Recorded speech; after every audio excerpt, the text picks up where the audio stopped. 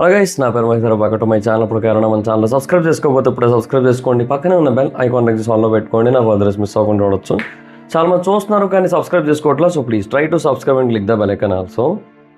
ఇస్లాం, Christianity లాంటి మోనోథిస్టిక్ religions కొన్ని సివిలైజేషన్స్ని కంప్లీట్గా కన్వర్ట్ చేసేసాయి, అంటే వాటి రిలీజన్లోకి మార్చేసాయి. కానీ ఇండియా ముందు హెల్ప్లెస్గా మిగిలిపోయాయి.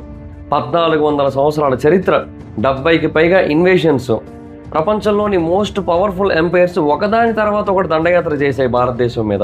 అయినా కూడా 80% వరకు హిందువులు సర్వైవ్ అయ్యారు. ఏంటి హిందూయిజంలో ఉన్న ఆ సీక్రెట్? నమ్మకమా, లేదంటే హిస్టరీయా, లేదంటే మైథాలజీయా, లేదంటే మనకి ఏమీ అర్థం కాని ఒక బేసిక్ ఫండమెంటల్ థింగా? మన యొక్క సబ్ కాంటినెంట్లో ఉన్న జాగ్రఫీలోనే ఇదంతా కూడా మిళితమై ఉందా? సో ఈరోజు ఈ వీడియోలో మనం తెలుసుకోబోయేది అసలు ఎప్పటికీ అంతమైపోవడానికి ఇష్టపడని ఒక రిలీజన్ గురించి, ఒక సర్వైవల్ స్టోరీ గురించి. అది కాంక్వెస్ట్ ద్వారా కాదు, ఎవల్యూషన్ ద్వారా సర్వైవ్ అయింది. అండ్ అలాగే 3000 సంవత్సరాల క్రితం నాటి ఒక మర్డర్ మిస్టరీ గురించి కూడా మనం అర్థం చేసుకునే ప్రయత్నం చేద్దాం. దాని గురించి ఇప్పటివరకు ఎవరు అర్థం చేసుకోలేకపోయారు, పూర్తిగా తెలుసుకుందాం. అది 1920ల టైంలో మొహంజదారో, ఆ ప్రాంతంలో వరల్డ్స్ గ్రేటెస్ట్ సివిలైజేషన్ ఒకప్పుడు ఉంది. అయితే దాని కింద ఆర్కియాలజిస్టులు కొన్ని తవ్వకాలు జరుపుతున్నప్పుడు ఒక చిన్న రూమ్ని కనుగొన్నారు. ఆ రూమ్లో 14 అస్థిపంజరాలు ఉన్నాయి. ఒక మహిళది, కొంతమంది పిల్లలవి, కొంతమంది మగవాళ్ళవి, వీళ్ళందరి అస్థిపంజరాలు ఉన్నాయి అక్కడ. వాళ్ళందరూ కూడా ఒకరినొకరు పట్టుకొని ఉన్నారు. అంటే వాళ్ళంతా కూడా ఒక ఫ్యామిలీ. అండ్ వాళ్ళు దేన్నో చూసి భయపడి పారిపోతూ దాని నుంచి దాక్కోవాలనుకుంటున్నారు. కానీ వాళ్ళు దాక్కునే లోపే చనిపోయారు. సింగిల్ మూమెంట్లోనే మరణం వాళ్ళని ఆవహించేసింది. అండ్ వాళ్ళ కొంచెం దూరంలోనే లోయర్ సైజ్ దగ్గర మరొక 2 అస్థిపంజరాలు కనిపించాయి. అండ్ వాళ్ళ పోస్టర్ కూడా చూసినట్టయితే వాళ్ళు కూడా పరిగెడుతున్నట్టే కనిపించింది. అండ్ వాళ్ళు కూడా వాళ్ళ ప్రాణాలు కాపాడుకోవడానికి చాలా చాలా గట్టిగా వాళ్ళ స్ట్రెంత్ అంతా కూడా తీసుకొని పరిగెత్తున్నట్టుగానే అనిపించింది. అలాగా 9 ఏళ్ల పాటు ఆ ప్రాంతంలో తవ్వకాలు అయితే జరిపారు. మొత్తంగా 37 అస్థిపంజరాలు బయటపడ్డాయి. అండ్ ప్రతి ఒక్క అస్థిపంజరం కూడా ఇంకొక అస్థిపంజరంతో చేతులు పట్టుకునే ఉంది. అండ్ పరిగెడుతూనే ఉన్నారు మొత్తం అందరూ కూడా. వీళ్ళందరూ దేని నుంచి పరిగెడుతున్నారు? అదేమైనా ఇన్వేషనా, లేదంటే అదేమైనా మెసకరా, లేదంటే చాలా పెద్ద క్యాటాస్ట్రోఫిక్ ఈవెంటా? ఒక సివిలైజేషన్ మొత్తాన్ని కూడా రాత్రికి రాత్రి అది అంతం చేసేసిందా? ఏంటనేది మనం తెలుసుకోవాల్సి ఉంది. అయితే ఇది జస్ట్ ఒక క్రైమ్ సీన్ మాత్రమే కాదు, ఇది మన కథలో మొదటి పేజీ మాత్రమే. అండ్ బికాస్ దీని కారణంగానే మనం ఈరోజు పూజిస్తున్న భగవంతులందరి గురించి కూడా మనకి పూర్తి స్థాయిలో అర్థమవుతుంది. మనం ఏదైతే ఐడెంటిటీని క్యారీ చేస్తున్నామో అది బేసిక్గా ఈ గదుల్లోనే జరిగింది. సో అందుకనే దీని గురించి మనం మాట్లాడుకోవాల్సిన అవసరం అయితే ఉంది. ఈ ప్రపంచంలో ఉన్న మొత్తం ల్యాండ్లో కేవలం 5% ఆఫ్ ల్యాండ్ని మాత్రమే ఆక్యుపై చేస్తూ కూడా ప్రపంచంలోని మొత్తం మనుషుల్లో 80% ఆఫ్ పీపుల్ అనుసరించే రిలీజన్స్ పుట్టింది 2 ప్లేసుల నుంచి. ఒకటి మిడిల్ ఈస్ట్, రెండోది ఇండియా. అయితే ఇక్కడ ఒక పారాడాక్స్ ఉంది. అదేంటంటే 2 రిలీజన్స్ కూడా అంటే 2 ల్యాండ్స్ కూడా ఎటువంటి రిలీజియన్స్ని పుట్టించాయి అంటే కంప్లీట్ ఆపోజిట్ అనమాట. ఒకదానికొకటి సంబంధం ఉండదు. మిడిల్ ఈస్టర్న్ రిలీజియన్స్ ఏం చెప్తూ ఉంటాయి? ఒక దేవుడు, ఒక పుస్తకం, ఒక నిజం. కానీ ఇండియా ఏమని చెప్తూ ఉంటుంది? దేవుడు ప్రతి చోట ఉంటాడు. చెట్లలో ఉంటాడు, నదుల్లో ఉంటాడు, గాలిలో ఉంటాడు, నేలలో ఉంటాడు, పంచభూతాల్లోనే ఉంటారు. ఇన్ఫినిట్ గాడ్స్, ఇన్ఫినిట్ ట్రూత్స్ అనమాట. మరి ఎందుకని మిడిల్ ఈస్ట్ మోనోథిజం ఎంచుకుంది, ఇండియా ఎందుకని పాలిథిజం ఎంచుకుంది? ఇక్కడ ఒక షాకింగ్ పార్ట్ కూడా ఉంది. ఈజిప్ట్ బేసిక్గా 3000 సంవత్సరాల పాటు చాలామంది దేవుడిని వర్షిపింగ్ చేస్తూ ఉండే ప్రాంతం. అది కేవలం 300 సంవత్సరాల్లో క్రిస్టియానిటీ కన్వర్ట్ అయిపోయింది. రోమ్ బేసిక్గా 800 సంవత్సరాల పాటు పగాన్ ట్రెడిషన్స్ని ఫాలో అయ్యేది. అది కేవలం 70 సంవత్సరాలలో క్రిస్టియానిటీ కన్వర్ట్ అయిపోయింది. పర్షియా 1000 సంవత్సరాల పాటు జొరాస్ట్రైనిజంని ఫాలో అయ్యేది. కానీ అది 200 సంవత్సరాలలో ఇస్లాంకి కన్వర్ట్ చేయబడింది అరబ్స్ చేత. సో ప్రతి చోట కూడా కత్తులు, పుస్తకాలు వెళ్ళినప్పుడు పాత దేవుళ్ళు చనిపోయారు. మరి మిడిల్ ఈస్ట్ యొక్క ఈ strongest and most rigid one god concept ఎందుకని హిందూయిజం యొక్క weak and liberal many gods కాన్సెప్ట్ని మింగేయలేకపోయింది? 2500 సంవత్సరాలు కష్టపడ్డారు. 70కి పైగా ఇన్వేషన్స్, దారుణాలు జరిగాయి. చిన్న స్థాయి కాదు అవన్నీ కూడా. ఇవన్నీ కలిపి కూడా హిందూయిజం అంతం చేయలేకపోయాయి. ఇప్పటికీ కూడా హిందూయిజం మాత్రమే ప్రపంచంలోని one and only largest surviving polytheistic religion. So ఇది ఒక స్ట్రక్చరల్ అండ్ మ్యాథమెటికల్ అవుట్లయర్ అనమాట. అండ్ దీనికి ఆన్సర్ అనేది మన యొక్క రిలీజియస్ ఫెయిత్లో లేదు, మన యొక్క హిస్టరీలో లేదు, మన మైథాలజీస్లో లేదు. ఆన్సర్ అనేది మన యొక్క ప్రిన్సిపల్లో ఉంది. ఒక చట్టం ఉంది. ఆ చట్టం మన యొక్క యూనివర్స్ మొత్తాన్ని కూడా నడిపిస్తోంది. మన భగవంతులందరినీ కూడా ఓ చోటకి చేరుస్తోంది. అది జాగ్రఫీతో మిళితమై ఉంది. అండ్ దాని రిలీజన్ ఎప్పటికప్పుడు అప్డేట్ చేస్తూ వచ్చింది. ఈ చట్టమే అందరినీ ఓ చోట చేర్చి ఉంచుతోంది. దానికంటే ముందు ఆ 3000 సంవత్సరాల మర్డర్ కేసు గురించి అయితే తెలుసుకుందాం. 3000 సంవత్సరాల క్రితం 3 మేజర్ సివిలైజేషన్స్ ఉన్నాయి. Egypt, Mesopotamia, Indus valley civilization. So ఈ కథ ఈజిప్ట్లో మొదలైంది. అది 1350 బిఫోర్ ద కామన్ ఎరా సంవత్సరం. ఈజిప్ట్లో ఒక కింగ్ ఈ హత్య చేశాడు. అయితే అతను హత్య చేసింది ఒక మనిషిని కాదు, ఒక దేవుణ్ణి. ఈజిప్ట్లో అప్పుడు చాలామంది భగవంతులు ఉండేవారు. యాథన్, ఐసిస్, ఓసిరిస్, అమున్, ఇలాగ చాలామంది భగవంతులు అయితే ఉండేవారు. అయితే అప్పటి రాజు అయిన ఫెరో, కింగ్ ఆమెన్హోటెప్ IV ఒక డిఫరెంట్ విజన్ని కలిగి ఉండేవాడు. అతనికి ఏంటంటే పవర్ అంతా కూడా ఒక చోట కాన్సన్ట్రేట్ అవ్వాలని చెప్పి ఒక ఆర్డర్ ఇచ్చాడు. ఏమని? ఈజిప్ట్లో ఉన్న ప్రతి గోడ మీద కూడా అమున్ భగవంతుడి యొక్క పేరు కనిపించకూడదు. అతని యొక్క విగ్రహాలు ధ్వంసం చేయండి, పేరు చెరిపేయండి, పుస్తకాలు ఉంటే కాల్చేయండి, బూడిద చేసేయండి, మొత్తం చరిత్ర అంతాన్ని కూడా నాశనం చేసేయండి అని చెప్పాడు. సో అప్పటి నుంచి కూడా ఎక్కువ మంది భగవంతులు ఉండరు, కేవలం ఒకే ఒక్క భగవంతుడు ఉంటాడు. అతని పేరు యాథన్ అని చెప్పాడు. సో ఒక దేవుడు, ఒక నిజం అని చెప్పాడు. మిగతాదంతా కూడా అబద్ధం అని చెప్పాడు. బేసిక్గా అతని పేరు ఆమెన్హోటెప్. అది కూడా భగవంతుడైన అమున్ పేరు మీదగానే వచ్చింది. కానీ అందుకని తర్వాత అఖెనాథన్ అని పేరు మార్చుకున్నాడు. అంటే అతనికి ఉపయోగపడేవాడు అన్న అర్థం వచ్చేలాగా పేరు మార్చుకున్నాడు. ఒక కొత్త క్యాపిటల్ నిర్మించాడు ఎడారి మధ్యలో కొత్త భగవంతుడి కోసం. దాని పేరు అమర్నాథ్. అయితే ఇదంతా కూడా ఎప్పుడు జరిగింది తెలుసా? 750 సంవత్సరాల క్రితం జుడేజంకి, అంటే జుడేజం రావడానికి 750 సంవత్సరాల క్రితం ఇదంతా జరిగింది. జుడేజమే బేసిక్గా చాలామంది ఏమనుకుంటారంటే మోనోథిస్టిక్ రిలీజన్ అనుకుంటారు. కానీ దానికి 750 ఏళ్ల ముందే ఈజిప్ట్లోనే చరిత్రలోని మొట్టమొదటి మోనోథిస్టిక్ రిలీజన్ అనేది ఫామ్ అయింది. బట్ ఎవరికి కూడా దీని గురించి ఎందుకు తెలియదు అంటే 15 సంవత్సరాల తర్వాత ఆ రాజు చనిపోయాడు. ఎప్పుడైతే ఆ రాజు చనిపోయాడో పీపుల్ యూటర్న్ తీసుకున్నారు రిలీజన్ విషయంలో. అమర్నాథ్ వదిలేశారు, టెంపుల్స్ అన్నింటినీ కూడా మళ్ళీ కట్టుకున్నారు, భగవంతులందరినీ కూడా ఒరిజినల్ ప్లేస్లో తెచ్చేశారు. అతని కొడుకు కూడా తన పేరు మార్చుకున్నాడు. అంటే యాక్చువల్గా అఖెనాథన్ ది 5 అన్నట్టుగానో, లేదంటే అఖెనాథన్ ది 2 అన్నట్టుగానో ఉండాలి కదా తన పేరు. కానీ అతను తన పేరుని ట్యూటన్ కమన్ అని మార్చుకున్నాడు. ఈ పేరు మీకు బాగా ఎక్కువగా వినబడే పేరే చరిత్రలో, ఎందుకంటే అతని సమాధి చాలా ప్రత్యేకమైనది. అతని సమాధికి ఒక టెర్రకోట సైన్యం కాపలాగా ఉంటుంది. మట్టితోనో క్లేతోనో చేయబడిన విగ్రహాలు, చాలా వింతగా ఉంటుంది అతని సమాధి అంతా కూడా. సో ఈ ట్యూటన్ కమన్ బేసిక్గా ఓల్డ్ గాడ్ అయిన ఆమన్ పేరు మీదుగా తన పేరు అయితే పెట్టుకున్నాడు. అండ్ అఖెనాథన్ ఎలాగైతే ఆ దేవుడి పేరుని చరిత్ర నుంచి తీయాలనుకున్నాడో అతను కంప్లీట్గా చరిత్ర నుంచి వెళ్ళిపోయాడు అనమాట. 3200 సంవత్సరాల తర్వాత ఈ డిలీట్ చేయబడిన ఈజిప్ట్ రాజు గురించి, అఖెనాథన్ యొక్క ఎగ్జిస్టెన్స్ గురించి కూడా రీసెంట్గా అమర్నాథ్లో బయటపడిన కొన్ని లెటర్స్ ఆధారంగా శాస్త్రవేత్తలు తెలిసింది. సో ఎందుకని ఈజిప్ట్లో ఈ ఒక దేవుడు కాన్సెప్ట్ అనేది ఎండ్ అయిపోయింది? బికాస్ దాని అర్థం అక్కడ భగవంతుడు వీక్ అని కాదు. ఈజిప్ట్ బేసిక్గా చాలా అంటే చాలా బలమైనది అని అర్థం అనమాట. ఈజిప్ట్ బేసిక్గా జాగ్రఫికల్గా చాలా అంటే చాలా మంచి స్టేట్. అంటే ఈస్ట్ వైపు వెస్ట్ వైపు ఏమో డెజర్ట్ ఉంటుంది, నార్త్ వైపు ఏమో సముద్రం ఉంటుంది, మధ్యలోనేమో ప్రెడిక్టబుల్గా ఉండే నైల్ రివర్ ఉంటుంది, దానికి ఎప్పుడో కానీ వరదలు రావు. సో 5 to 7 మేజర్ ఇన్వేషన్స్ జరిగాయి అంతే మొత్తం 3000 సంవత్సరాల్లో. చాలా అంటే చాలా స్టేబుల్గా ఉందన్నమాట. సో అలాంటి ఒక సేఫ్ ప్రాంతంలో ఒక రిజిడ్ ఐడెంటిటీ అనేది, అంటే ఒకటే భగవంతుడు ఒకటే నిజం అనేది అవసరం లేదనమాట. సో బేసిక్గా ఎప్పుడైనా సరే ఏ సివిలైజేషన్ అయినా సరే ఎప్పుడు స్టేబుల్గా ఉంటుందంటే దానికి ఎటువంటి సైకలాజికల్ అండ్ సోషల్ ప్రాబ్లమ్స్ లేనప్పుడు. రిలీజన్స్ బేసిక్గా స్ట్రక్చర్స్ని ఇస్తాయి, కానీ ఈజిప్ట్ యొక్క ఓల్డ్ సిస్టమ్ ఆల్రెడీ పర్మనెంట్గా పర్ఫెక్ట్గా స్ట్రక్చర్ చేయబడింది పాలిథిజంతో. అంటే బిలీఫ్స్ ఉంటాయి, పాలిటిక్స్ ఉంటాయి, లా ఉంటుంది, ఎకనామిక్స్ ఉంటాయి, ఆర్కిటెక్చర్ ఉంటుంది, సోషల్ స్ట్రక్చర్ ఉంటుంది, అన్నీ స్టేబుల్గానే ఉన్నాయి. వాటిని మార్చాల్సిన ప్రెషర్ ఏం లేదు కదా అక్కడ. సో సైకలాజికల్ స్టెబిలిటీ కోసం ఒక భగవంతుణ్ణి నమ్మడం అనేది కొన్నిసార్లు ఎప్పుడు అవసరం అవుతుంటుంది? ఆ ప్రెషర్ అనేది ఎక్కడ అవసరమో, ఎక్కడైతే స్ట్రక్చర్ లేదో అక్కడ అవసరం. సో ఇక్కడ అవసరం లేదు. సో ఇక్కడ వాళ్ళకి నచ్చిన భగవంతుణ్ణి పూజించుకోవడం ఆ నమ్మడం అనేది ఒక లగ్జరీగా ఉంటుంది. సో ఈజిప్ట్ బేసిక్గా ఒక సేఫ్ అండ్ స్టేబుల్ ఎన్విరాన్మెంట్లో ఉంది కాబట్టి ఆ లగ్జరీ అనేది అన్నేళ్ల పాటు అలా కొనసాగుతూ వచ్చింది. సో అందువల్ల ఆ రాజు మార్చాలనుకున్నా కూడా ఎవరు మార్చలేకపోయారు. కానీ ఇదే లగ్జరీ ఇజ్రాయెల్కి కానీ ఇజ్రాయెల్ ప్రజలకు కానీ లేదు. అది జస్ట్ ఈజిప్ట్కి 612 కిలోమీటర్ల దూరంలో మాత్రమే ఉంటుంది. అంటే వైజాగ్కి హైదరాబాద్ ఉన్నంత దూరం అనుకోవచ్చు సింపుల్గా చెప్పాలంటే. ఇజ్రాయెల్ బేసిక్గా ఈజిప్ట్ లాగా సెక్యూరిటీ కంట్రీ కాదు. అది ఒక ఓపెన్ హైవే 3 గ్లోబల్ సూపర్ పవర్స్కి మధ్యలో ఉంటుంది. ఒక 470 కిలోమీటర్ల లాంగ్ స్ట్రిప్ ఉంటుంది. ఈజిప్ట్, మెసపటోనియా అండ్ అనటోలియా వీటి మధ్యలో ఉంటుంది. అండ్ ఇజ్రాయెల్ మధ్యలోంచి వియా మ్యారిస్ అనే ఒక వరల్డ్స్ బిజియెస్ట్ ట్రేడ్ ఆర్టరీ కూడా వెళ్తూ ఉంటుంది. సో ట్రేడ్ ఇజ్రాయెల్కి వస్తుంది. అట్ ద సేమ్ టైం దాంతో పాటుగా ఆర్మీస్, కాన్వాయ్స్, ఇన్వేషన్స్ అన్నీ వస్తూ ఉంటాయి. సో ఈజిప్ట్ ఎలాగైతే జాగ్రఫికల్ హెవెనో, ఇజ్రాయెల్ ఒక జాగ్రఫికల్ హెల్ అనమాట.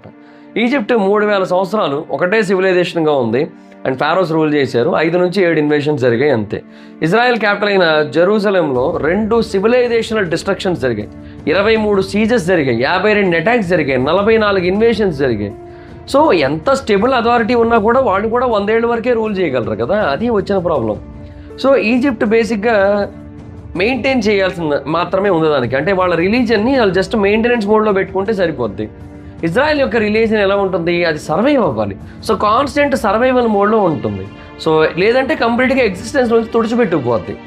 So 586 before the common era టైంలో జెరూసలం ప్రాంతంలో బాబిలోనియన్ ఆర్మీ ఈ జెరూసలం యొక్క గోడలు ఏవైతే ఉంటాయో వాటిని చుట్టుముట్టేసి ఉంది. వాళ్ళు 18 నెలలుగా అక్కడే ఉన్నారు. ఫీల్డ్స్ నాశనం అయిపోయాయి, ట్రేడ్ నాశనం అయిపోయింది, ఫుడ్ వాటర్ అయిపోయాయి, కరువు విలయ తాండవం చేస్తుంది. ఈవెన్ బైబిల్లో కూడా దాని గురించి మెన్షన్ చేస్తుంది. ఏమని, లామెంటేషన్స్ 4:10లో ఏమని ఉందంటే, అక్కడ తల్లులు తమ సొంత పిల్లల్ని వండుకొని తిన్నారు వాళ్ళ కడుపులు నింపుకోవడానికి అని మెన్షన్ చేసి ఉంటుంది. అంతటి దారుణమైన పరిస్థితి వచ్చింది అక్కడ. ఆ తర్వాత గోడలు పడిపోయాయి, బాబిలోనియన్ ఇన్వేషన్ వచ్చింది, కింగ్ జడకి అని పట్టేసుకున్నారు, అతని పిల్లలు అతని కళ్ళ ముందే చంపేశారు, అతని కళ్ళు పీకేశారు. సో అతను తన కళ్ళతో చూసిన చిట్ట చివరి దారుణం అతని కళ్ళను పీకేయడం. సో గుడ్డిగా ఉన్న అతన్ని బాబిలోనికి ఈడ్చుకుపోయారు. కొన్ని రోజుల తర్వాత 10,000 మంది పవర్ఫుల్ పీపుల్ని అరెస్ట్ చేశారు, రాయల్స్, ప్రీస్ట్స్, స్క్రైబ్స్ అందరినీ కూడా. సో జూయిష్ బిలీవ్స్ ప్రకారం జూస్ బేసిక్గా గాడ్స్ చూజన్ పీపుల్, అంటే జూస్ భగవంతుడి చేత ఎన్నుకోబడిన వాళ్ళు. కానీ ఒక్క రాత్రిలో బాబిలోనియన్స్ జూయిష్ ఐడెంటిటీ యొక్క 3 పిల్లర్స్ని నాశనం చేశారు. ఒకటి కింగ్, గుడ్డోడిని చేశారు అండ్ జైల్లో పెట్టారు. రెండోది టెంపుల్, బూడిద పాలు చేశారు. మూడోది ల్యాండ్, దాన్ని ఎడారిలాగా మార్చేశారు, ఎంటీ చేశారు మొత్తం. సో ఆ ప్రిజన్ బార్స్ వెనకాతలు ఉండి వాళ్ళందరికీ కూడా ఒక క్వశ్చన్ వచ్చింది ఆ జూయిష్ పీపుల్కి. ఇప్పుడు ఏంటి, మనం యెహోవాని నమ్ముతాం కదా, సో మన దేవుడు మనల్ని కాపాడలేకపోయాడు, మన ల్యాండ్ని కాపాడలేకపోయాడు, మన రాజుని కాపాడలేకపోయాడు, ఇది యెహోవా యొక్క ఓటమా అని ఆలోచించారు. బాబిలోనియన్ భగవంతుడు యెహోవా కంటే శక్తివంతులా? సో మనం బాబిలోనియన్ దేవుడిని కనుక అంగీకరించినట్టయితే మనం సేఫ్గా ఉంటామా అని ఆలోచన వచ్చింది వాళ్ళకి. ఒకవేళ జూస్ కనుక ఆ రోజు వచ్చిన ఆ ప్రశ్నకి ఎస్ అని కనుక ఆన్సర్ చెప్పుకొని ఉంటే జూయిష్ ఐడెంటిటీ కంప్లీట్గా పోయేది. కానీ వాళ్ళ దేవుణ్ణి, వాళ్ళ కథని, వాళ్ళ పేరుని వాళ్ళు కాపాడుకున్నారు. సో మరణం అనేది బేసిక్గా శరీరానికే ఉంటుంది, ఐడెంటిటీకి కాదు. ఐడెంటిటీ అనేది హ్యూమన్ ఎగ్జిస్టెన్స్లో ఉన్న కోర్ మెమరీ ఏదైతే ఉంటుందో దాంట్లో ఉంటుంది. సో ఆ ట్రామా నుంచి, ఆ ఎక్స్ట్రీమ్ సైకలాజికల్ కేయాస్ నుంచి బయటకు రావడం కోసం వాళ్ళు తీసుకొచ్చిన ఒక కొత్త రిలీజియస్ ఇంటర్ప్రిటేషన్ ఏంటంటే, యెహోవా ఓడిపోలేదు, యెహోవా మన పట్ల కోపంగా ఉన్నాడు, బాబిలోనియన్ అనేది అటాక్ కాదు, అది యెహోవా యొక్క వార్నింగ్. బేసిక్గా మనం యెహోవాని వదిలేసి మనం మిగతా భగవంతుళ్ళని కూడా అనుసరిస్తున్నాం కదా. సో యెహోవా పట్ల మనం నిబద్ధతగా లేము, నిజాయితీతో లేము, అందుకే మనకి ఈ శిక్ష పడిందని చెప్పి అభిప్రాయపడ్డారు. ఈ నెరేటివ్ చాలా ఫాస్ట్గా స్ప్రెడ్ అయింది అండ్ దానికి ఒక అప్గ్రేడ్ కూడా వచ్చింది. అదేంటంటే ఒక పుస్తకం వచ్చింది, బుక్ ఆఫ్ ఇజాయా అని చెప్పి. సో దాన్ని చాలా అంటే చాలా గట్టిగా చదవడం మొదలుపెట్టారు. I am the lord and there is no other, అంటే నేను ఒక్కడే భగవంతుడు, ఇంకెవరూ లేరు అనే మాటని అప్పుడు స్ప్రెడ్ చేశారనమాట. సో అప్పటి నుంచి కూడా ఈ మోనోథిజం అనేది మొదలైంది. సో ఆ తర్వాత ఐడెంటిటీ అనేది క్రియేట్ అయింది. అది కూడా ఇంటెన్స్ జాగ్రఫికల్ అండ్ ఎక్స్టెన్షియల్ ప్రెషర్ వల్ల అది ఫామ్ అయింది. అయితే పవర్ఫుల్ రిలీజన్ అనేది జస్ట్ ఐడియాలజీ కాదు కదా, అదొక fast, repeatable and high band with transfer system. బేసిక్గా స్ప్రెడ్ అవ్వాల్సి ఉంటుంది. సో ఇక్కడ జుడియిజం యొక్క మాస్టర్ స్ట్రోక్ అనేది పుట్టింది. బేసిక్గా వాళ్ళ యొక్క ల్యాండ్ నుంచి రిలీజన్ని దూరం చేశారు. అంటే దేవుడు బేసిక్గా టెంపుల్లో ఉండడు, దేవుడు ప్రతి చోట ఉంటాడు. లాలో ఉంటాడు, బాడీలో ఉంటాడు, ఫుడ్లో ఉంటాడు, టైంలో ఉంటాడు, బుక్లో ఉంటాడు, లాయల్టీలో ఉంటాడు, ప్రతి చోట ఉంటాడు. అంటే చట్టంలో ఉన్న ప్రతిదీ కూడా, అంటే లాయల్టీ ఇన్ సబాత్, తర్వాత ఫుడ్ లాస్ అండ్ లైఫ్ స్టైల్లో లాయల్టీ, తర్వాత సర్కంసెషన్ అనేది పర్మనెంట్ ప్రూఫ్ ఆఫ్ లాయల్టీ, తర్వాత జూయిష్ టెక్స్ట్లో బేసిక్గా ఈ రిలీజియస్ మెమరీ గురించి చాలా అంటే చాలా డీటెయిల్డ్గా మెన్షన్ చేస్తూ అండ్ వాటి గురించి చాలా స్పష్టంగా రాశారు. సో అవి బేసిక్గా ఎప్పటికీ వాళ్ళ దగ్గర ఉండేలా చూసుకుంటున్నారు. సో వాళ్ళకి మొత్తం క్లారిటీ ఉంటుంది వాళ్ళ రిలీజియన్ గురించి. ఇలా ఇవన్నీ చేస్తూ వచ్చారు. సో రాజులు పోయినా సరే ఐడెంటిటీ పోకుండా ఉంటుంది, టెంపుల్ పోయినా సరే ఐడెంటిటీ బతుకుతుంది, ల్యాండ్ పోయినా సరే ఐడెంటిటీ పోకుండా ఉంటుంది, ఐడెంటిటీ సర్వైవ్ అవుతుంది. సో దీని కారణంగా ఒక సీల్డ్ సర్వైవల్ క్యాప్సూల్ ఆ టైంలో పుట్టింది. అండ్ బేసిక్గా ఇదంతా కూడా డిస్ట్రక్షన్ ప్రెషర్ ఏదైనా వచ్చినా కూడా దాన్ని తట్టుకొని నిలబడడం కోసం. సో అక్కడ పుట్టింది వన్ గాడ్, వన్ లా, వన్ పీపుల్. సో కొన్ని వేల సంవత్సరాల పాటు వాళ్ళు ఆ క్యాప్టివిటీని ఫేస్ చేశారు. గ్రీక్స్ రూల్ చేశారు, రోమన్స్ వచ్చి దాన్ని నాశనం చేశారు, హాలోకాస్ట్ మొత్తం వాళ్ళని అరేంజ్ చేయడానికి ట్రై చేసింది. కానీ ఇప్పటికీ కూడా జ్యూస్ ప్రపంచవ్యాప్తంగా ఎన్నో ప్రాంతాల్లో ఉన్నారు. అండ్ చాలా అంటే చాలా కాస్ట్లీ పీపుల్ అని కూడా చెప్పలేం, కానీ ఇన్ఫ్లుయెన్షియల్ పీపుల్ వాళ్ళందరూ కూడా జ్యూసే ప్రపంచవ్యాప్తంగా. ఇప్పటికీ కూడా వాళ్ళ ఐడెంటిటీ అలాగే ఉంది, వాళ్ళ మెమరీ అలాగే ఉంది, కానీ వాళ్ళు ఎక్కువ కనబడరు, మనకి చాలా తక్కువే కనబడతారు. జుడేయిజం అనేది ఒక సర్వైవల్ ఇంజనీరింగ్ ఐడియాలజీ యొక్క మార్వెల్ అని చెప్పొచ్చు. కాకపోతే దానికి ఒక లిమిటేషన్ ఉంది. అదేంటంటే ఐడియాలజీ ఎందుకు పుట్టింది? అది సర్వైవ్ అవ్వడానికి పుట్టింది, స్ప్రెడ్ అవ్వడానికి కాదు. జ్యూస్ బేసిక్గా ఎవరిని కూడా జుడేయిజంలోకి కన్వర్ట్ చేయాలనుకోరు. సో అందుకనే జ్యూస్ ఇప్పుడు వరల్డ్ పాపులేషన్లో 0.2% మాత్రమే ఉంటుంది. ఈవెన్ దో ఈ జూయిష్ అంటే ఈ జుడేయిజం నుంచే, ఈ జూయిష్ పీపుల్ నుంచే క్రిస్టియానిటీ కానీ ఇస్లాం కానీ పుట్టాయి. అయినా సరే జూయిష్ పాపులేషన్ అనేది 0.2% ఉంటుంది. ఇప్పుడు ఈ క్రిస్టియానిటీ అండ్ ఇస్లాం అనేది ప్రపంచంలోని టాప్ 2 లార్జెస్ట్ రిలీజియన్స్.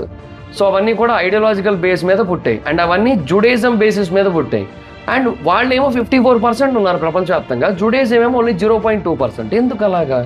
ఎందుకంటే జుడేయిజంలో ఏదైతే ఉందో అది బేసిక్గా మిగతా మోడల్స్లో లేదు, అండ్ మిగతా మోడల్స్లో అంటే మిగతా రిలీజియన్స్లో ఏదైతే ఉందో అది జుడేయిజంలో లేదు. సో దాని గురించి మనం అర్థం చేసుకోవాలంటే 1380వ సంవత్సరం గురించి తెలుసుకోవాలి. బిఫోర్ ద కామన్ ఎరా, అది కూడా 1380 బిఫోర్ ద కామన్ ఎరా Syria, 800 years before Sabbath.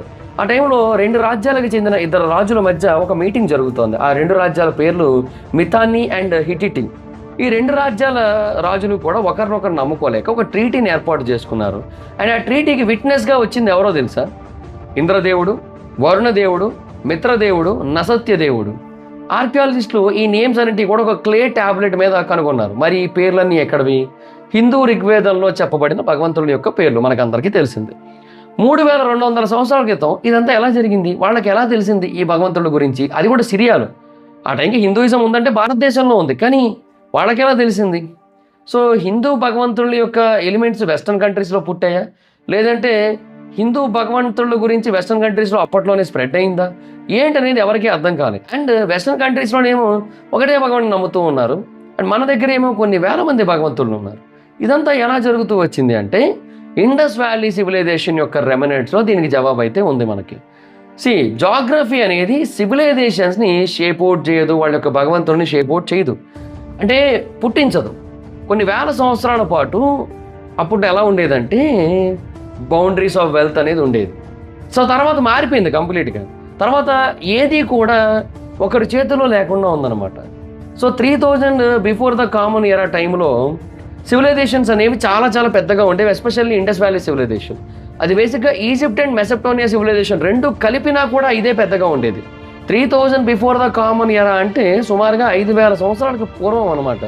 So 1000 towns ఉండేవి, 50 లక్షల మంది ప్రజలు ఉండేవారు. ప్రతిదీ కూడా స్టాండర్డైజ్డ్గా ఉండేది, అంటే రూల్స్ అండ్ రెగ్యులేషన్స్ ఉండేవి. Same weights, same seals, same grid plant cities, drainage systems, measuring systems అన్నీ ఉన్నాయన్నమాట. ఇప్పుడు మనం ఏవైతే ఇళ్ళు కట్టుకుంటున్నామో ఆ ఇళ్లలో ఏదైతే బ్రిక్ రేషియో ఉందో మొహెంజదారోలో కూడా ఎగ్జాక్ట్గా సేమ్ అదే ఉంది, 4:2:1. సో మోడర్న్ ఇంజనీరింగ్ ప్రకారం ఇది బాండింగ్కి ఆప్టిమల్ రేషియో అనమాట. మరి అప్పట్లో ఆ రేషియో అందరికీ ఎలా తెలిసింది? ఇప్పుడు 1000కి పైగా టౌన్స్ ఉన్నాయి కదా, అది మళ్ళీ 600 కిలోమీటర్ల దూరంలో ఉంటాయి కొన్ని సిటీస్ అయితే. అది కూడా 4500 years 5000 years ఎగో. ఫోన్ లేకుండా, ఇంటర్నెట్ లేకుండా, ఒక మాన్యువల్ లేకుండా ఎలా వాళ్ళకి ఇదంతా తెలిసింది? 4500 years నుంచి 5000 years ముందే వాళ్ళకి ఇంట్లో టాయిలెట్స్ ఉండేవి, కవర్డ్ డ్రైన్స్ ఉండేవి, సిటీ వైడ్ సువేజ్ సిస్టమ్స్ ఉండేవి. ప్రతి ఇంట్లోని కూడా ఒక ఆర్టేరియల్ డ్రైన్ ఉండేది, దానికి కనెక్ట్ అయ్యి ఉండేవి అన్నీ కూడా.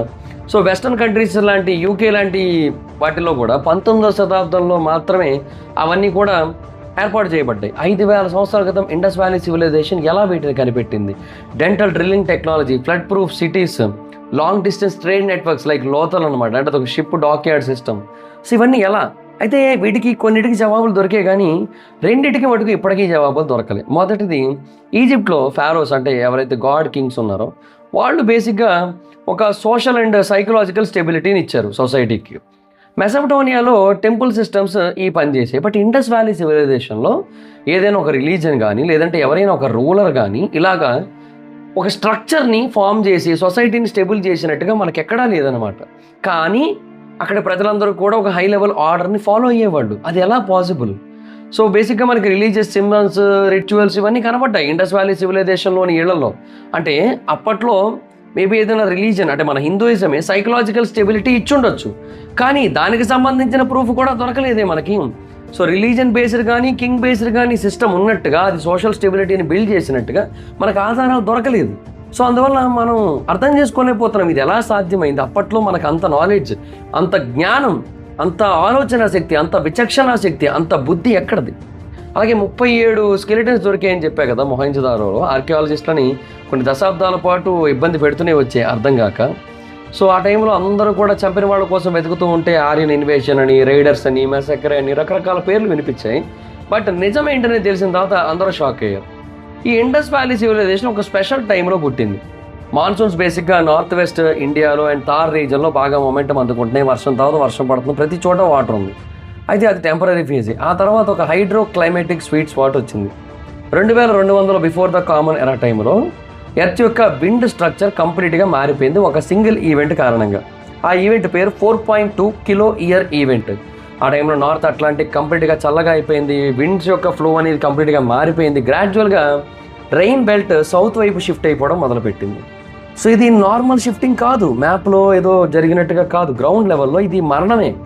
ఒకసారి ఊహించుకోండి, ఒక సంవత్సరం వర్షాలు లేవు సరే, ఇంకో సంవత్సరం లేవు సరే, ఒక 5 ఏళ్ళు లేకపోతే, 10 ఏళ్ళు లేకపోతే, అందరి పరిస్థితి ఇలాగే ఉంటే, అది అలాగే 160 ఏళ్ల పాటు కంటిన్యూ అయితే ఏమవుతుంది?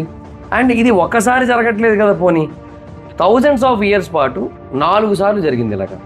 సో ల్యాక్స్ ఆఫ్ సివిలైజేషన్స్ ఉన్నవాళ్ళు దాన్ని అప్పుడు ఇల్లుగా ఎలా పిలుస్తారు అక్కడ నీళ్లు కనుక లేకపోయినట్టయితే? ఈ ట్రబుల్ బేసిక్గా ఇండస్ వ్యాలీ సివిలైజేషన్కి కాదు, ప్రతి సివిలైజేషన్కి వచ్చింది. అకాడియన్ ఎంపైర్ కూలిపోయింది, ఈజిప్ట్ అండ్ మెసెప్టోనియన్ సివిలైజేషన్ కుప్ప కూలిపోయే స్టేజ్కి వచ్చేసింది. ప్రతి ఒక్క సివిలైజేషన్ కూడా ఒక స్టార్టింగ్ స్టేజ్ నుంచి నిర్మించుకున్నవి రెయిన్ లేకపోవడం వల్ల కంప్లీట్గా నాశనం అయిపోయే స్టేజ్కి అయితే వచ్చాయి. సో దీనివల్ల ఇండస్ వ్యాలీ సివిలైజేషన్ యొక్క కోఆర్డినేషన్ సిస్టమ్స్ అన్నీ కూడా పతనం అయిపోయాయి. అంటే అవే సోషల్ స్టెబిలిటీని ఇచ్చే కదా, రిలీజన్ కాకుండా, అవి పతనం అయిపోయాయి. ఎప్పుడైతే సైకలాజికల్ అండ్ సోషల్ కేయోస్ అనేది మొదలవుతుందో, ఒక సివిలైజేషన్ని పతనం చేస్తుందో, అప్పుడు రిలీజన్ బేసిక్గా స్టెబిలిటీని ప్రొవైడ్ చేయడానికి అక్కడ మొదలవుతుంది. అయితే ఇండస్ వ్యాలీ సివిలైజేషన్ యొక్క జాగ్రఫీని కనుక మీరు చూసుకున్నట్టయితే దాని యొక్క డైవర్సిటీ దానికి ఒక షీల్డ్ లాగా పనిచేసింది. అదొక సింగిల్ రివర్ సివిలైజేషన్ కాదు, దానికి ఒక ఐడెంటిటీ అంటూ లేదు, ఒక లాంగ్వేజ్ లేదు. అంటే మల్టిపుల్ ఉన్నాయని నేను చెప్తాను, ఒక నది మాత్రమే కాదు, అలాగే ఒక ఎకాలజీ మాత్రమే కాదు. ఇండస్ వ్యాలీ సివిలైజేషన్లో ఏమేమి ఉన్నాయి తెలుసా? ఇండస్ ఫ్లడ్ ప్లేన్స్ ఉన్నాయి, తార్ మార్జిన్ ఉంది, గుజరాత్ కోస్ట్ ఉంది, సౌరాష్ట్రలోని కచ్ ఉంది, పంజాబ్లోని హర్యానా ఉంది, అలాగే గంగా యమున ప్లెయిన్స్ వరకు ఎక్స్పాండ్ అయింది, సదరన్ ఫారెస్ట్లో ఇన్వాల్వ్ అయ్యింది, కోస్టల్ వరల్డ్స్, మౌంటైన్ వరల్డ్స్ అన్నిట్లోనే ఇండస్ వ్యాలీ సివిలైజేషన్ ఉంది. సో జ్యూస్ లాగా వీళ్ళకి ఏంటంటే ఎక్స్టింక్షన్ ఆర్ లేదంటే ఐడెంటిటీ కావాలి సింగిల్గా అనే ఒక ప్రెషర్ లేదు. ఎందుకంటే ఒక సెంటర్ని బ్రేక్ చేస్తే ఎంటైర్ సివిలైజేషన్ పోతుంది, కానీ మనకు అసలు సెంటర్ ఏది? మొత్తం అంతా స్ప్రెడ్ అయ్యి ఉన్నప్పుడు. సో అక్కడ ఏమైపోయింది, మన యొక్క ఇండస్ వ్యాలీ సివిలైజేషన్ అనేది విడిపోయినట్టు అయింది, సెపరేట్ వరల్డ్స్ ఫామ్ అయింది, కోఆర్డినేషన్ కొలాప్స్ అయ్యే సిచ్యువేషన్ వచ్చింది. బట్ ఆ టైంలో రిలీజియన్ యొక్క డైరెక్షన్ అనేది మారింది. సో ఇజ్రాయెల్ బేసిక్గా మనం డెలిట్ అయిపోతాము అన్నది ఏదైతే ఉందో ఆ భయంతో వాళ్ళు అలా క్రియేట్ చేసుకున్నారు. కానీ బేసిక్గా ఇండియాకున్న థ్రెట్ ఏంటి? మనం చెల్లా చెదురైపోతాం అంతే, అంతకుమించి ఇంకేం లేదు కదా. సో అందుకని వాళ్ళు కొన్ని సెపరేట్ సిస్టమ్స్ ఫామ్ చేసుకున్నారు. సో ఇది మనకు అర్థం కావాలంటే బేసిక్గా హిందూయిజం యొక్క బేసిక్ ఎవల్యూషన్ మోడల్ తెలుసుకోవాల్సి ఉంటుంది. అంటే ఒక 7 వాల్స్ ఉన్నాయన్నమాట. ఆ 7 వాల్స్ని దాటినట్టయితేనే ఏదన్నా రిలీజన్ సర్వైవ్ అవుతుంది, లేదంటే సర్వైవ్ కాలేవు. చాలా రిలీజన్స్ అక్కడే ఫెయిల్ అయిపోతాయి, ఏదో ఒక దగ్గర ఫెయిల్ అయిపోతాయి. సో ఆ రిలీజన్స్ అన్నీ కూడా కంప్లీట్గా ఎండ్ అయిపోతాయి అనమాట. కానీ హిందూయిజం బేసిక్గా ఆ వాల్స్ అన్నింటినీ కూడా దాటుకుంటూ వెళ్ళింది, ఒక్కొక్క దాన్ని బ్రేక్ చేసుకుంటూ వెళ్ళింది. అండ్ ప్రతి ఒక్క వాల్ దగ్గర కూడా హిందూయిజం ఎవాల్వ్ అయింది, పెరిగి పెద్దదవుతూ వచ్చింది. సో పూర్తిగా చెప్తా ఆ 7 వాల్స్ గురించి, మీకు అర్థమైపోద్ది హిందూయిజం ఎలా ఇప్పటికీ కూడా సర్వైవ్ అయ్యింది, హిందూస్ ఎలా ఇప్పటికీ కూడా హిందువులుగా ఉన్నారనేది మీకు అక్కడ అర్థమైపోద్ది. సో వాల్ నెంబర్ 1 ఏంటంటే జాగ్రఫికల్ డైవర్సిటీ ఫ్రాగ్మెంటేషన్. సో ఇది బేసిక్గా first and most root level problem ఇది. అంటే జెనెటిక్ ఎవిడెన్స్లు దొరికిన దాని ప్రకారం 2500 బిఫోర్ ద కామన్ ఎరాకి చెందినవి రాకీగర్హి అనే ఒక ప్రాంతంలో దొరికాయి. ఇండస్ వ్యాలీ సివిలైజేషన్లో ఉన్న పీపుల్లో రకరకాల పీపుల్ ఉన్నారు, అంటే జెనెటిక్ లెవెల్లో మిక్స్డ్ పాపులేషన్ ఉన్నారు. అంటే అక్కడ ఇరాన్కి చెందిన వాళ్ళు ఉన్నారు, సౌత్ ఏషియన్ హంటర్ గ్యాదరర్స్ ఉన్నారు, అందరూ ఉన్నారు. కానీ జీన్స్ రిలీజియన్ ప్రూవ్ చేయడం అది వేరే విషయం. కానీ అప్పటికే ఇండస్ వ్యాలీకి ఒక ఓన్ లోకల్ సింబాలిక్ వర్డ్ ఉంది. అంటే లైక్ వాటర్ రిచువల్స్ అని, యానిమల్స్ అని, ట్రీస్ అని, ఫెర్టిలిటీ సింబల్స్ అని, సీల్స్ అని, 5 స్ట్రక్చర్స్ అని, ఇవన్నీ ఉన్నాయి. ఇవి మనకి ఆ ఇండస్ వ్యాలీ సివిలైజేషన్లో బయటపడిన ఇళ్లలో కనబడ్డాయి. ఆ తర్వాత ఇండస్ వ్యాలీ సివిలైజేషన్ కొలాప్స్ అయిపోయింది.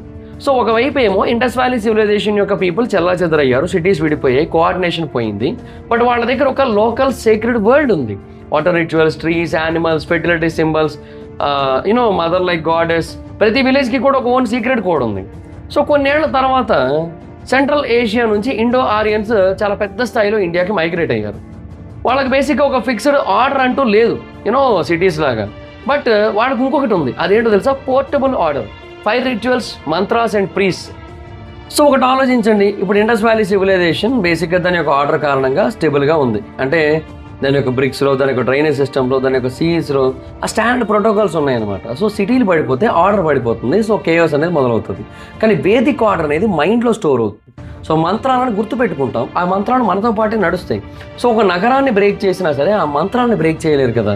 సో ఈ ఇండస్ వ్యాలీ సివిలైజేషన్ యొక్క ఆర్డర్ అనేది హార్డ్వేర్ అనుకున్నట్టయితే, వేదిక్ ఎలిమెంట్స్ అనేవి సాఫ్ట్వేర్ లాంటివి. సో హార్డ్వేర్ పోయినా కూడా సాఫ్ట్వేర్ స్టెబిలిటీ ఇస్తుంది, సైకలాజికల్గా అండ్ సోషల్గా కూడా.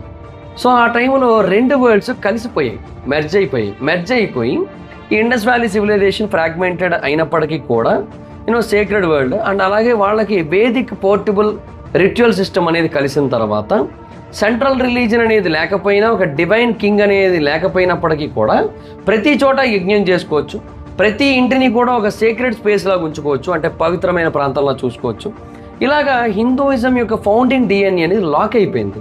సో డిస్ట్రిబ్యూట్ అయింది భారతదేశం అంతా, కానీ పోర్టబుల్. సెంటర్ అంటూ ఏమీ లేదు. అది డిజైన్ పరంగా కావచ్చు, జాగ్రఫీ పరంగా కావచ్చు, అండ్ ఇన్హెరిటెన్స్ పరంగా అది డిస్ట్రిబ్యూట్ అయిందనమాట. సో ఇక్కడ బేసిక్గా ఆ ఫస్ట్ వాల్ని హిందూయిజం బ్రేక్ చేసింది. రెండోది సోషల్ డైవర్సిటీ. ఇది బేసిక్గా ఎప్పుడు మొదలవుతుంది అంటే వెదర్ స్టెబిలైజ్ అయ్యాక. అంటే కేయోస్ బేసిక్గా ఎప్పుడైతే ఆగిపోతుందో కొత్త కేయోస్ మొదలవుతుంది. అంటే బేసిక్గా ఫార్మింగ్ పెద్దదవుతుంది, కొత్త సామ్రాజ్యాలు పుట్టుకొచ్చాయి కూడా. గంగా నది యొక్క పక్కన కురు సామ్రాజ్యం కావచ్చు, పాంచాల సామ్రాజ్యం కావచ్చు, ఇవన్నీ పుట్టుకొచ్చాయి. పాపులేషన్స్ పెరిగాయి, రిసోర్సెస్ పెరిగాయి. అండ్ అదే సోషల్ కేయోస్, కాంపిటీషన్, ట్రస్ట్ లేకపోవడం, కోఆర్డినేషన్ లేకపోవడం, ఇవన్నీ కూడా మొదలయ్యాయి అనమాట. ఈజిప్ట్ బేసిక్గా దీన్ని రాజులతో సాల్వ్ చేసింది. ఒకటే రాజు, ఒకటే కమాండ్ సెంటర్. బట్ ఇండియాలో సిచ్యువేషన్ ఈజిప్ట్తో పోలిస్తే డిఫరెంట్. ఎందుకంటే ఇండియాలో డైవర్సిటీ ఎక్కువ. సో ప్రతి ప్రాంతానికి డిఫరెంట్ పీపుల్ కావాల్సి ఉంటుంది, ప్రతి విషయానికి డిఫరెంట్ పీపుల్ కావాల్సి ఉంటుంది. వేదాల కోసం ఏమో ప్రీస్టులు కావాల్సి ఉంటుంది, అండ్ ట్రస్ట్ కోసం ఏమో రాజు కావాల్సి ఉంటుంది, ఎలైట్స్కి ఏమో ఆధిపత్యం కావాల్సి ఉంటుంది, విలేజెస్కి ఏమో ఒక ఆర్డర్ కావాల్సి ఉంటుంది, అలాగే లోకల్ గాడ్స్ని కూడా యాక్సెప్ట్ చేయాల్సి ఉంటుంది అందరూ కూడా. అండ్ పీపుల్కి బేసిక్గా సైకలాజికల్ అండ్ సోషల్ స్టెబిలిటీ మెయిన్గా కావాల్సి ఉంటుంది. సో ఆ టైంలో మొత్తం అందరూ కూడా యాక్సెప్ట్ చేయగలిగేది, ఆ టైంలో పర్ఫెక్ట్గా సూట్ అయ్యేది, అండ్ ఆ టైంలో అందరూ ఎంచుకున్నదే ధర్మ మోడల్. సో ఆ ధర్మాన్ని తీసుకొచ్చారు. సో ప్రతి హ్యూమన్కి కూడా ఒక వర్క్ ఇస్తారు, ఒక డ్యూటీ ఇస్తారు, ఒక ప్లేస్ ఇస్తారు, ఒక రిచువల్స్ ఇస్తారు, అలా ఇచ్చారనమాట. ఇది బేసిక్గా హిందూయిజం యొక్క పర్పస్ అన్నట్టుగా మారింది. సో ఇది సొసైటీ యొక్క ఆర్కిటెక్చర్లోకి పూర్తిగా ఎంటర్ అయిపోయింది. ఆ తర్వాత అది వర్ణ సిస్టమ్ కింద మారింది. సో ధర్మ సిస్టమ్ అంటే ఏంటి? హిందూయిజం యొక్క సైకలాజికల్ డైరెక్షన్. ఈ వర్ణ సిస్టమ్ అనేది సోషల్ కోఆర్డినేషన్ ఆర్కిటెక్చర్ అనమాట. దీనివల్ల యాక్చువల్గా హిందూయిజం అనేది స్ప్రెడ్ అయింది బాగా. ఎంత డైవర్స్ ఉన్నప్పటికీ కూడా స్కేలబుల్ అని చెప్పి అర్థమైంది. సో బ్రాహ్మిన్స్ బేసిక్గా హిందూయిజం యొక్క mouth for mantras and rituals, so పూజలు చేయడానికి వాళ్ళు. క్షత్రియాస్ ఏమో ప్రొటెక్షన్ అండ్ స్ట్రెంగ్త్ కోసం, సో వాళ్ళు బేసిక్గా ఛాతీలాగా. అండ్ వైశ్యాస్ ఏమో బిజినెస్ అండ్ ట్రేడ్, సో వాళ్ళు కాళ్ళలాగా. అండ్ శూద్రాస్ ఏమో వర్క్కి, ఎగ్జిక్యూషన్కి, వాళ్ళేమో హ్యాండ్స్ అన్నట్టు. సో ఇలాగా స్ప్రెడ్ అయిందనమాట.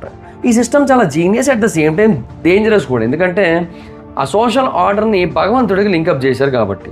సో అదొక ప్రాబ్లం అయితే ఉంటుంది అక్కడ. మరి మనం దాన్ని కూడా అర్థం చేసుకోవాల్సి ఉంది.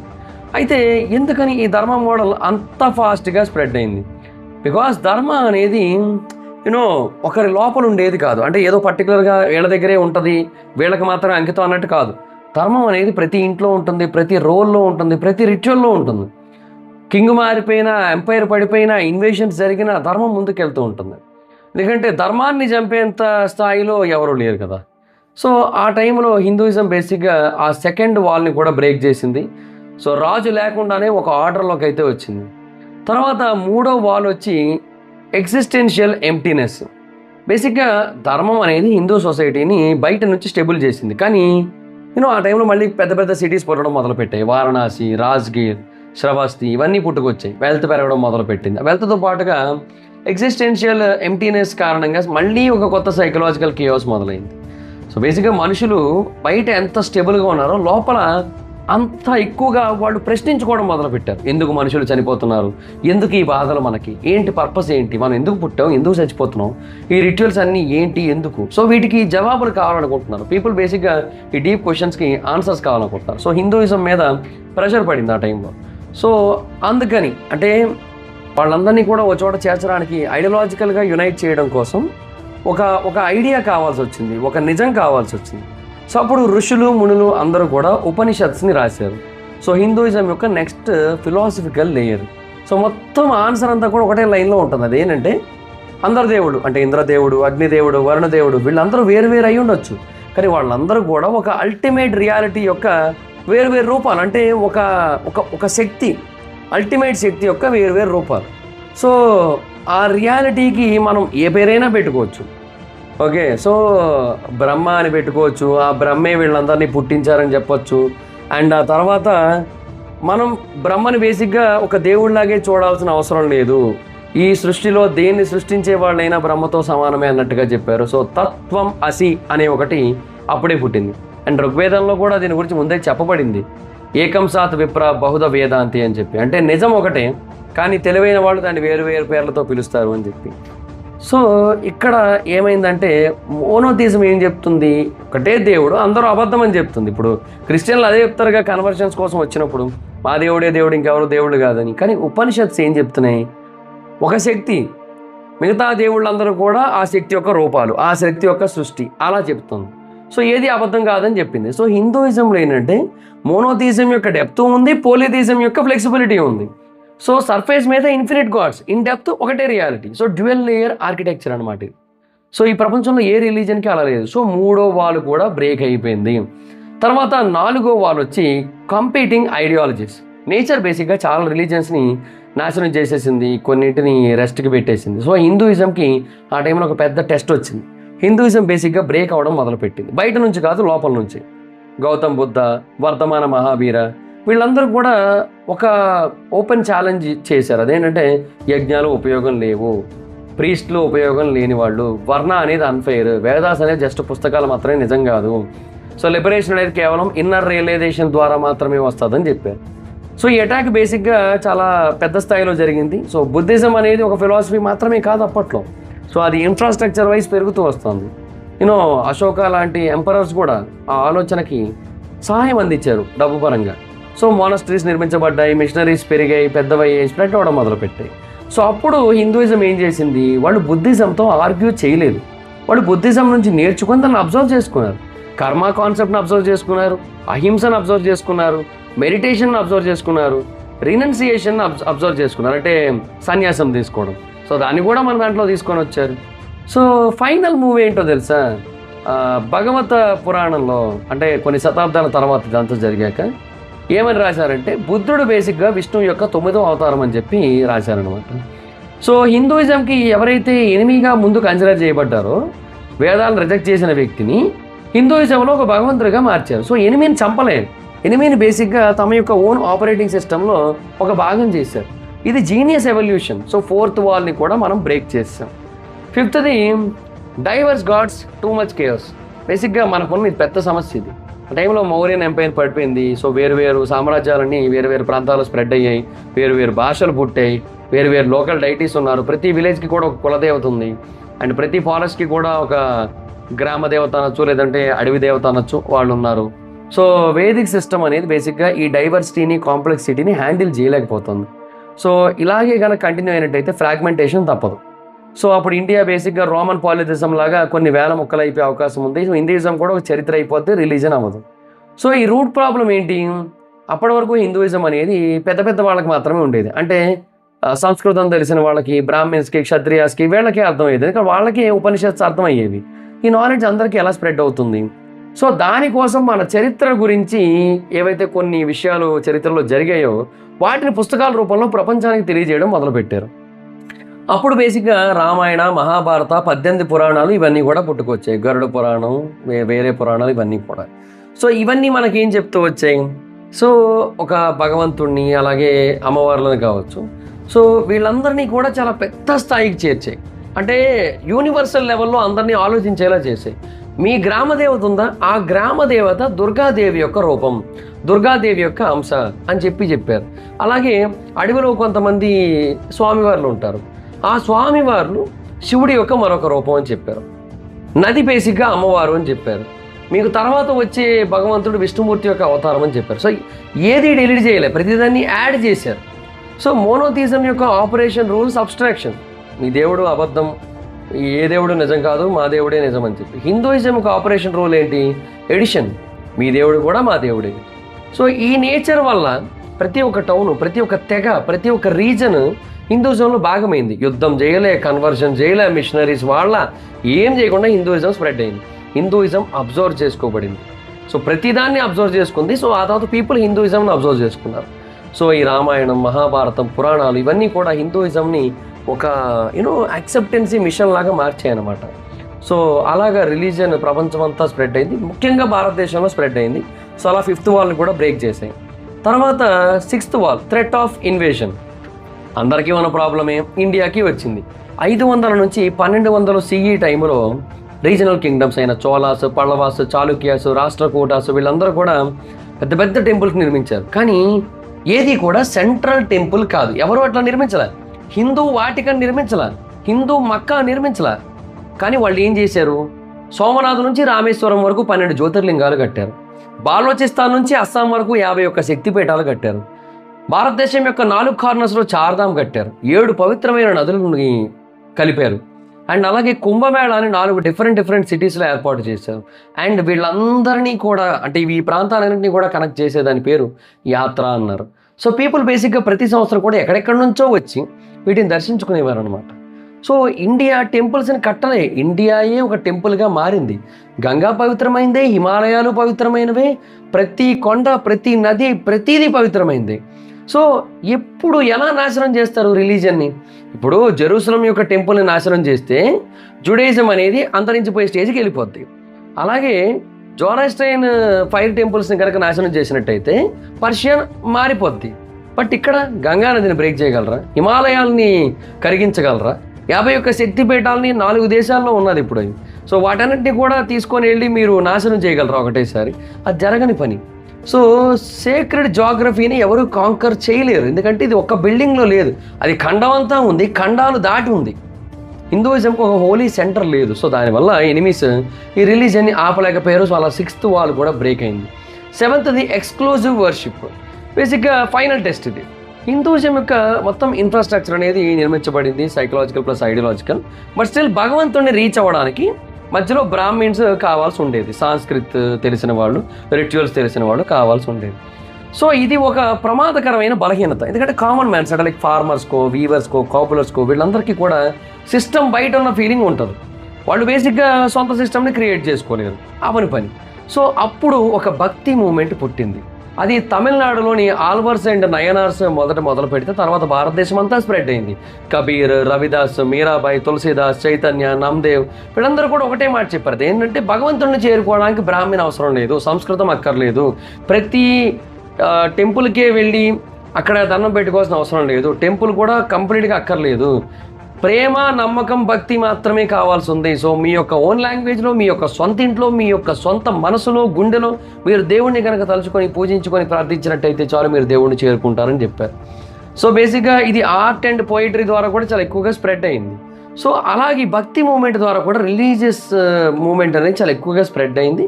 ఎందుకంటే రిస్ట్రిక్షన్స్ లేవు, బౌండరీస్ లేవు, ఏమీ లేవు. దేవుణ్ణి నువ్వు ఎలాగైనా పూజించుకోవచ్చు. నువ్వు దేవుడికి జస్ట్ దండం పెట్టైనా సరే నువ్వు దేవుడి దగ్గరికి వెళ్ళొచ్చు, దేవుడిని ప్రేయర్ చేసినట్టే. నువ్వు బేసిక్గా నువ్వు ఒక పుస్తకంలో ఉన్న కొన్ని ఫ్రేజెస్ చదవాల్సిన అవసరం లేదు. అది జరిగింది ఇక్కడ. సో మీరు నోటీస్ చేసినట్టయితే ఇప్పుడు బేసిక్గా ఇండియాలో ఏదైతే ఇప్పుడు ఈ హిందూయిజం సిస్టమ్ ఉందో దాంట్లో చాలా లేయర్స్ ఉంటాయి, కానీ మరి దేనికి సెంటర్ ఉండదు. ఇండియాలో ప్రతిదీ కూడా ఒక చోటకి చేరి అన్నీ కలిపి ఒక చోటకి చేరి ఈ హిందూయిజంని బతికించాయి. ఇండస్ వ్యాలీ సివిలైజేషన్ సెంటర్ ఇవ్వలేదు, వేదాస్ ఏమో పోర్టబుల్ ఆర్డర్ ఇచ్చాయి, ధర్మం ఏమో రాజు లేకుండా ఆర్డర్ ఇచ్చాయి, ఉపనిషత్స్ ఏమో ఒక ట్రూత్ ఇన్ఫినిట్ ఫార్మ్స్ అనే మాట చెప్పాయి, పురాణాస్ ఏమో అబ్జర్ప్షన్ ఇచ్చాయి, టెంపుల్స్ ఏమో భూమే టెంపుల్ అని చెప్పాయి, తర్వాత భక్తి ఏమో మధ్యలో ఎవరు లేకుండానే దేవుణ్ణి చేరుకోవచ్చు అని చెప్పాయి. సో ఇవన్నీ చెప్పడం వల్ల సో 712 CE నాటికి అప్పటికి world's most optimised conquest ideologies అంటే ఈ ఇస్లాం కావచ్చు, లేదంటే తర్వాత క్రిస్టియానిటీ కావచ్చు, అంటే ఈజిప్ట్ని, పర్షియాని, రోమ్ని, అనటోలియాని, స్పెయిన్ని మింగేసిన ఆ రిలీజియన్స్ ఇండియాకి ఎంటర్ అయ్యాయి సింధు రూట్ ద్వారా. సో వాడు సేమ్ ప్లే చేశారు ప్రతి చోట. సెంటర్ ఏంటో కనుక్కోండి, సెంటర్ కట్ చేయండి, రిలీజియన్ నాశనం అయిపోద్ది అనుకున్నారు. సోమనాథ్ని విరగొట్టారు. 11 వేరే జ్యోతిర్లింగాలు ఉన్నాయిగా. కాశీని నాశనం చేశారు. గంగా నది ప్రవహిస్తూనే ఉందిగా. రాజుల్ని చంపారు. ధర్మవాసాలు రాజులతో లింకే లేదు మనకి. పుస్తకాలు కాల్చేశారు. ఎన్ని పుస్తకాలు కాల్చారు? కొన్ని వేల పుస్తకాలు ఉన్నాయి. ఇంకా బ్రాహ్మిన్స్ని టార్గెట్ చేశారు. భక్తి వాళ్ళని దాటేసి 600 సంవత్సరాలు అవుతుంది అప్పటికి. సో 800 సంవత్సరాల ఇస్లామిక్ రూలు, 200 సంవత్సరాల బ్రిటిష్ రూలు, కత్తులు, పెన్నులు, డబ్బు, కోట్లు, స్కూల్స్ ప్రతిదీ వాడారు. కానీ ఆ గోడను బద్దలు కొట్టలేకపోయారు. ఎందుకంటే అసలు అక్కడ గోడే లేదు. హిందూయిజం అనేది ఒక గోడ కాదు. హిందూయిజం అనేది విశ్వం, అంటే స్ప్రెడ్ అయ్యి ఉంది మొత్తం అంతా కూడా. దాన్ని ఏదో ఒక్క దగ్గర బ్రేక్ చేస్తే ఆగిపోద్ది అనేది లేదు. వాళ్ళు దేంతో పోరాడుతున్నారంటే ఇప్పుడు కూడా చాలామంది కన్వర్షన్ మాఫియాలు, లేదంటే ఈ లవ్ జిహాద్ పీపుల్, వీళ్ళందరూ కూడా ఏం చేస్తున్నారంటే వాళ్ళు దేంతో పోరాడుతున్నారంటే ఎంత ప్రయత్నించినా సరే పడిపోని ఒక గోడతో పోరాడుతున్నారు. అండ్ అసలు ఎక్కడా లేని విశ్వమంతా స్ప్రెడ్ అయ్యి ఉన్న ఒక గోడతో పోరాడుతున్నారు. సో అందుకు హిందూయిజం అనేది సర్వైవ్ అయ్యింది. సో హిందూయిజం ఒక రిలీజన్ కాదు, ఇట్స్ లివింగ్ ప్రూఫ్ అనమాట. అంటే మనం ఒక సిస్టమ్ని ఫెయిల్యూర్ అనేది లేకుండా కనుక బిల్డ్ చేసినట్టయితే దాన్ని ఎవరు చంపలేరు. సో మనకి నదుల్లోని దేవుడు ఉన్నాడు, కొండలోని దేవుడు ఉన్నాడు, ఇంటిలోని దేవుడు ఉన్నాడు. ఎలా చంపగలరు? దాన్ని ఎలా ఓడించగలరు? సో నిజం అనేది ఒకటే అయి ఉండొచ్చు, కానీ దారులు వేరే. ఆ నిజాన్ని చేరుకునే దారులు వేరే. ఒక దారిని మూసేస్తే మనకు కొన్ని లక్షల దారులు ఉన్నాయి. మనకి ఎలా ఆపుతారు? మన శత్రువే మన అవతారం అయితే ఎలా ఫైట్ చేస్తారు మనతో? సో హిందూయిజం బేసిక్గా డైవర్సిటీ కారణంగా సర్వైవ్ కాలేదు. డైవర్సిటీ కారణంగానే సర్వైవ్ అయింది. మీకు అర్థం కాలేదు కదా? సో డైవర్సిటీ కారణంగా సర్వైవ్ అవ్వలేదు, కానీ డైవర్సిటీ కారణంగానే సర్వైవ్ అయింది. సో ఎన్ని గొడవలు జరిగినా సరే, ఇంత కేయాస్ వచ్చినా సరే హిందూయిజం సర్వైవ్ అయింది. దానికి కారణం ఏంటంటే ఈ డైవర్సిటీలో అబ్జార్ప్షన్ ఉంది, ఎడిషన్ ఉంది. మన డైవర్సిటీలో ఎడిషన్ ఉంది. వేరే రిలీజియన్స్ యొక్క డైవర్సిటీలో సబ్స్ట్రాక్షన్ ఉంది. సో అది ప్రాబ్లం. సో అందుకే డైవర్సిటీ వల్ల సర్వైవ్ కాలేదు, కానీ డైవర్సిటీ వల్ల సర్వైవ్ అయిందని చెప్తున్నా. సో ఇప్పటికీ కూడా 80% మంది హిందువులుగానే ఉన్నారు. అది కత్తుల కారణంగానో పుస్తకాల కారణంగానో కాదు. మన మాతృదేశం, మన భారతదేశం, మన భారతదేశంలో ఉన్న చరిత్ర కారణంగా, మన కల్చర్ కారణంగా, మన హిస్టరీ కారణంగా ఈరోజు అలా ఉన్నాం. సో ఎప్పటికీ అలాగే ఉందాం. So that's guys, this the video మీకు నచ్చితే లైక్ చేసి వీడియోని షేర్ చేయండి. ఇప్పుడు కారణం మన ఛానల్ సబ్స్క్రైబ్ చేసుకోకపోతే ఇప్పుడే సబ్స్క్రైబ్ చేసుకోండి. పక్కనే ఉన్న బెల్ ఐకాన్ క్లిక్ ఆన్లో పెట్టుకోండి. నా ఫర్దర్ మిస్ అవ్వకుండా చూడొచ్చు. చాలా మంది చూస్తారు కానీ సబ్స్క్రైబ్ చేసుకోవట్లే. So please try to subscribe, click the bell icon. Also Instagram ID అక్కడ వచ్చి ఫాలో అవచ్చు. Thank you so much. Next video. Bye.